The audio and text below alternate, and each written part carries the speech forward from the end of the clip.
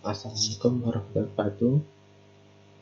Baik, pada pertemuan terakhir sebelum UTS atau kuliah struktur dan perkembangan hewan, kita akan membahas tentang sistem peredaran dan pernafasan pada vertebrata.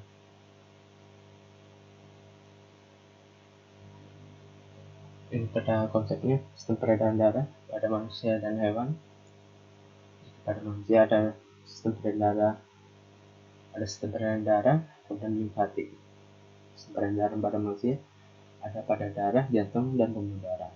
Kemudian sistem limfatik ada cairan limfa, pembuluh limfatik, jaringan, dan organ limfatik.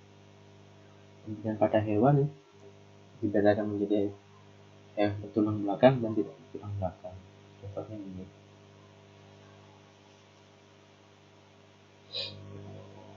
Nah, fungsi dari sistem peredaran darah itu sebagai pengangkut, sebagai stabilisator, kemudian sebagai tahanan tubuh. Nah, komponen darah ada plasma darah, yaitu sel darah, cairan darah yang tidak mengandung protein darah dan fibrogen, tapi mengandung antibodi. Kemudian protein darah di komponennya, dan sel-sel darah ada eritrosit, sel darah merah, trofosit darah, dan leukosit. Leukosit sendiri dibagi menjadi granulosit dan granulosit. Yang sel-sel darah ada eritrosit, trombosit, kemudian ada sel darah putih. Jantung, ukuran jantung sebesar kepalan tangan, terletak di rongga dada antara paru-paru kiri dan kanan, dan dari 3 lapisan. Ada endokardium, miokardium, kardium, terdiri dari 4 ruangan. Ini bagian-bagian ruangannya. Tekanan darah, untuk mengatur tekanan darah yang normal ini, tekanan sistolnya dan diastolnya seperti ini. Tekanan sistol itu terjadi saat otot jantung berkontraksi dan darah dipompa keluar jantung. Sedangkan diastol terjadi saat otot jantung mengundur dan darah mengalir ke dalam jantung. Kerja dari sistol dan diastol pada otot jantung.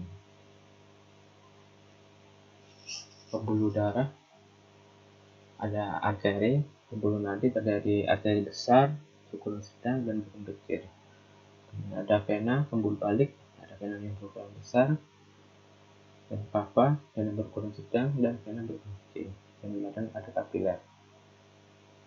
Arteri mengalirkan darah dari jantung ke jaringan. Dindingnya tebal, kuat, dan elastis karena terdapat serabut elastin. Terletak lebih ke dalam dari permukaan tubuh. Umumnya arteri mengalirkan darah yang kaya oksigen, kecuali arteri pulmonalis yang mengalirkan darah kaya karbon dioksida dari sentra kanan ke paru-paru. Kemudian vena mengalirkan darah dari kapiler ke jantung, dindingnya tipis dan tidak elastis, terletak dekat permukaan tubuh, terdapat banyak katup di sepanjang pembuluhnya, mengalirkan darah kaya karbon dioksida, kecuali vena pulmonalis mengalirkan darah kaya oksigen dari paru-paru ke atrium kiri. Kemudian ada kapiler, pembuluh darah kapiler paling kecil yang menghubungkan anterior dengan frenulum. Dindingnya sangat tipis, hanya tersusun selapis endotelium. Tempat terjadi pertukaran gas, cairan, zat makanan, hormon, dan bahan lainnya. Nah, ini macam-macam pembuluh darah, ada arteri dan ada frenula. Peredaran darah. Sistem peredaran darah kecil adalah dari ventrikel kiri kanan menuju ke paru-paru kembali ke atrium serambi kiri. Tujuannya untuk menukar CO2 dengan oksigen dan alveolus paru-paru. Kemudian katu alfa hanya dijumpai pada pembuluh vena. Ini ada sistem peredaran darah besar, arahnya dari ventrikel kiri menuju ke seluruh jaringan tubuh, lalu kembali lagi ke atrium serambi kanan. Tujuannya untuk membawa sari-sari makanan, air, dan gas oksigen ke seluruh jaringan tubuh, serta mengangkut sisa metabolisme tubuh.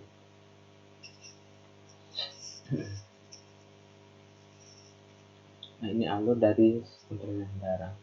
sistem peredaran darah besar dan kecil.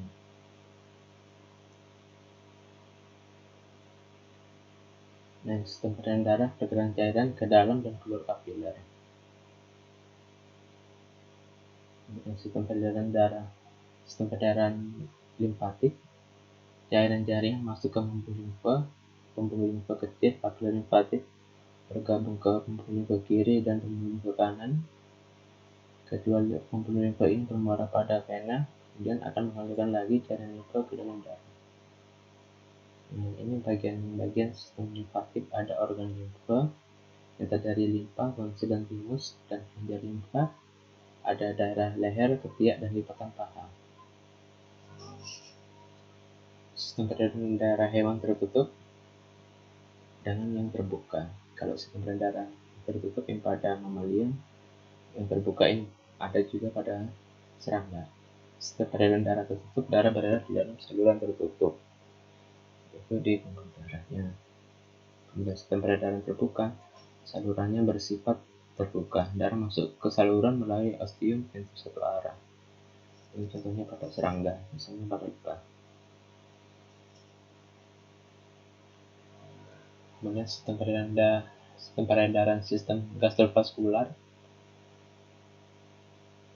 yaitu hewan tanpa sistem peredaran dan darah menggunakan sistem gastrovaskular, misalnya hidra dan ubur-ubur. Sel-sel yang membatasi sistem gastrovaskular menggunakan flagela untuk mendorong air beredar. Pertukaran gas dan unsur hara berlangsung secara difusi.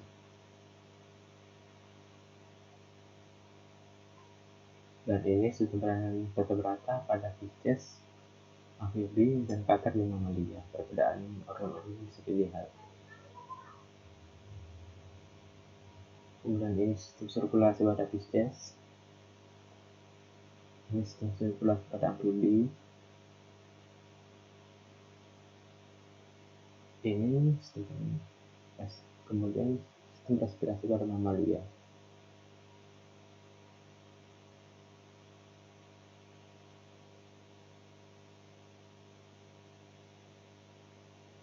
Maaf, ini sistem sirkulasi pada mamalia.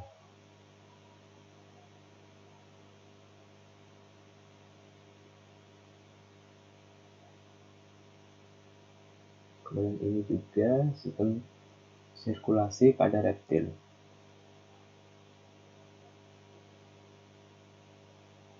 Kemudian sistem sirkulasi pada invertebrata, cacing planaria belum memiliki sistem sirkulasi sejati, tetapi dilakukan oleh sistem gastrovaskular bercabang-cabang.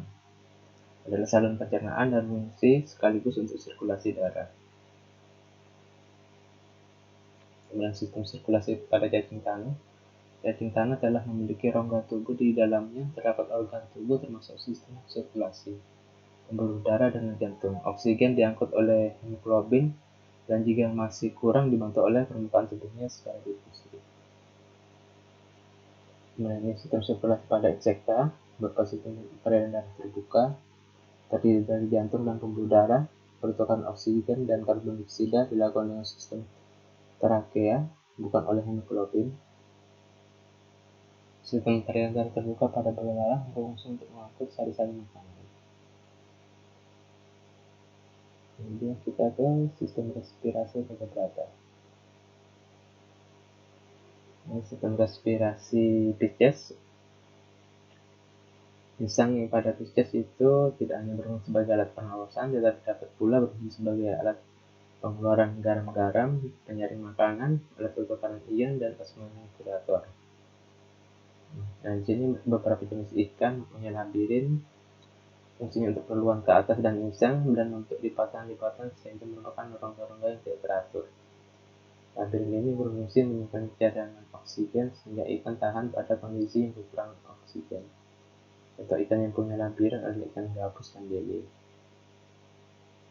Jadi mengapa ikan lele bisa hidup di daerah yang lumpur, yaitu dia itu tahan, adaptasinya itu tahan terhadap lingkungan yang kekurangan oksigen ataupun yang terkena polusi.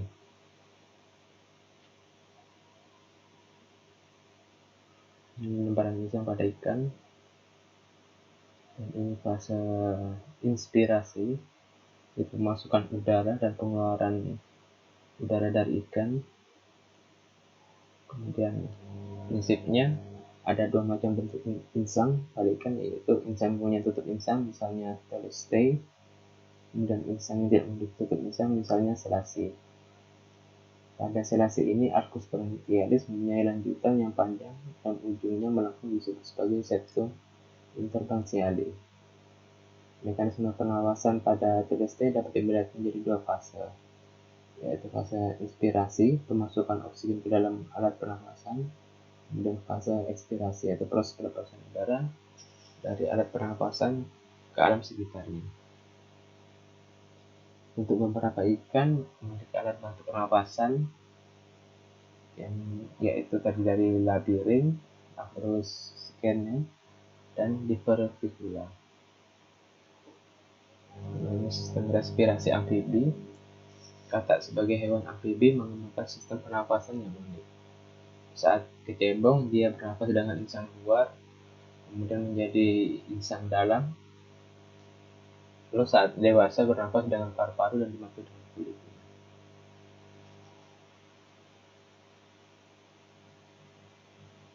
Ini mekanisme pengawasan pada katak. Bisa dilihat di sini.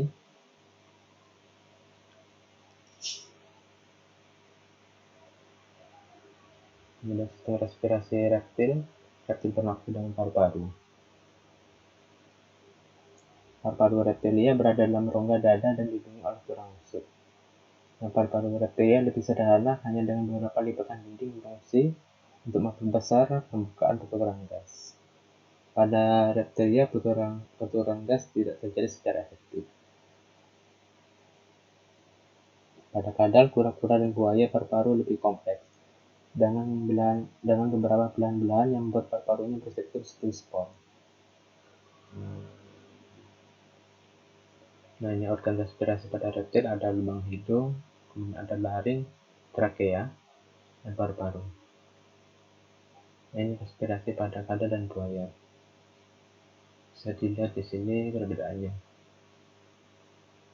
Kemudian ini respirasi pada kura-kura. Ini respirasi pada ular laut. Pernapasan paru-paru tidak dapat berjalan dengan maksimal, sehingga pernapasan pada ular laut juga berlangsung melalui kulitnya yang lembab. Hal tersebut berfungsi untuk menjaga suplai oksigen yang masuk ke dalam tubuh. Pada beberapa spesies hewan reptil yang hidup di air, kulit mereka menjadi lebih permeabel terhadap oksigen. Tulang pada reptil juga berimplikasi menjadi alat bantu pernapasan yang dapat memperluas paru udara. Hal ini merupakan salah satu cara adaptasi hewan terhadap lingkungannya. Kemudian ini mekanisme respirasi pada reptil. Ada fase pemasukan oksigen dan fase pengeluaran oksigennya. Sekarang ke sistem respirasi Aves. Aves mempunyai struktur organ pernapasan yang cukup unik karena adanya kantong udara yang membantu pernapasan pada saat terbang. Hal inilah yang membedakan kelas Aves dengan kelas lainnya. Kemudian burung membutuhkan oksigen dalam jumlah yang jauh lebih besar dibandingkan hewan menyusui. Burung tentu bisa memerlukan 2 kali jumlah oksigen yang dibutuhkan oleh manusia. Paru-paru hewan menyusui tidak dapat menyediakan oksigen dalam jumlah yang dibutuhkan burung.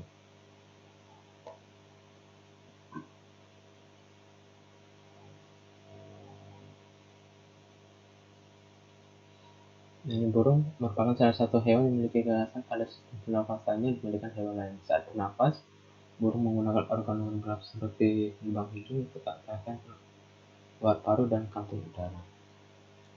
Saluran pernapasan burung terdiri dari lubang hidung, trakea, bronkus, paru-paru, dan kantung udara. Kantung udara ini berhubungan dengan paru-paru.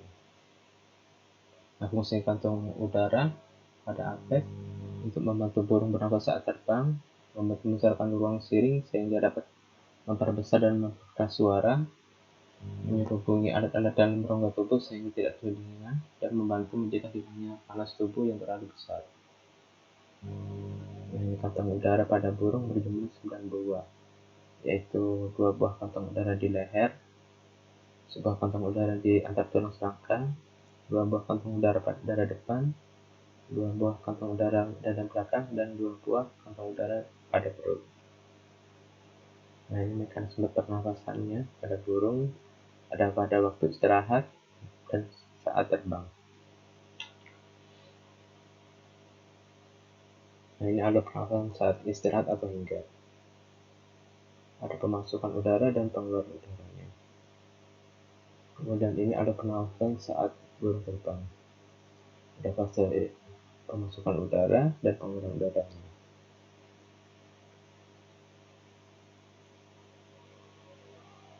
Oke, sekian penjabaran tentang sistem peredaran darah dan pernafasan pada tutup rata. Jika ada yang ingin ditanyakan sebelum tes, silakan. Jika tidak, terima kasih. Semoga lancar UTS-nya dan nilainya bagus. Terima kasih. Assalamualaikum warahmatullahi wabarakatuh.